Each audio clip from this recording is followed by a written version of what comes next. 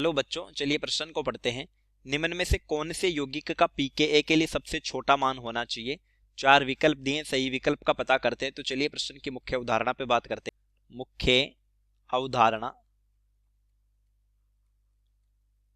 देखिए, pKa का मतलब होता है -log10 Ka, यानी कि pKa और Ka एक दूसरे के व्युत्क्रमानुपाती होते हैं। अब हम Ka पता करके pKa बता सकते हैं, तो इसके लिए Ka जो होगा वो समानुपाती होगा अम्लीयता के, यानी यौगिक जितना ज्यादा अम्लीय होगा उसके लिए Ka का मान उतना ही ज्यादा आएगा।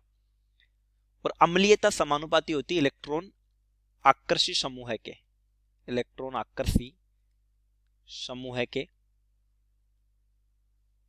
क्योंकि इलेक्ट्रॉन आकर्षी समूह क्या करेंगे, जो H+ निकलने के बाद ऋणावेश आएगा उसके स्थायित्व को बढ़ा देंगे, और ये व्युत्क्रमानुपाती हो गया pKa।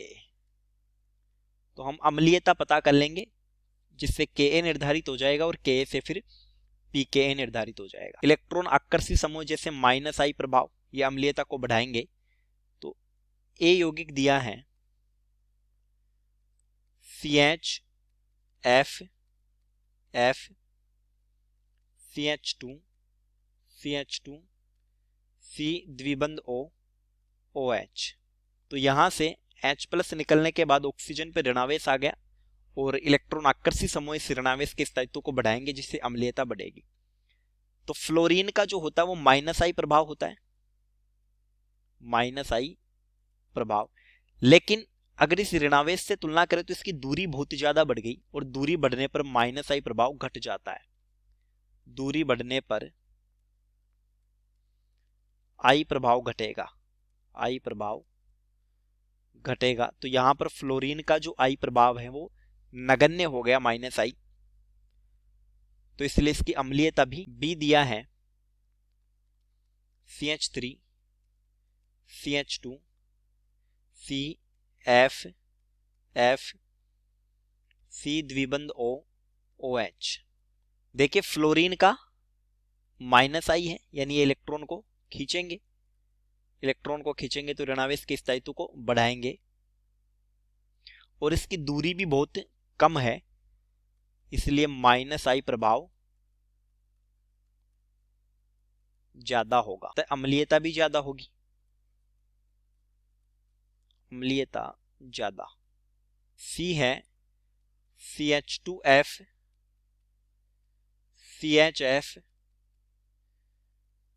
CH2, COOH। इसमें भी फ्लोरीन जो है वो अगर हम A विकल्प की तुलना करें तो एक फ्लोरीन नजदीक आ गया COO समूह के, तो A से तो इसकी अम्लीयता ज्यादा होगी -I। लेकिन B में तो 1, 2, 3 और 4 2 नंबर कार्बन पर ही दोनों फ्लोरीन थे, नजदीक थे, तो अम्लीयता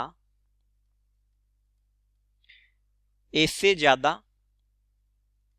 ज्यादा लेकिन B से कम होगी, B से कम। D है CH3, CF2, CH2, COOH। तो यहां पर भी 2 फ्लोरीन उपस्थित है, इसका -I हो गया। और यहां पर हम देखें 1, 2, 3, 4 दोनों ही फ्लोरीन 3 नंबर कार्बन पर है, यानी C की तुलना में नजदीक है, तो अम्लीयता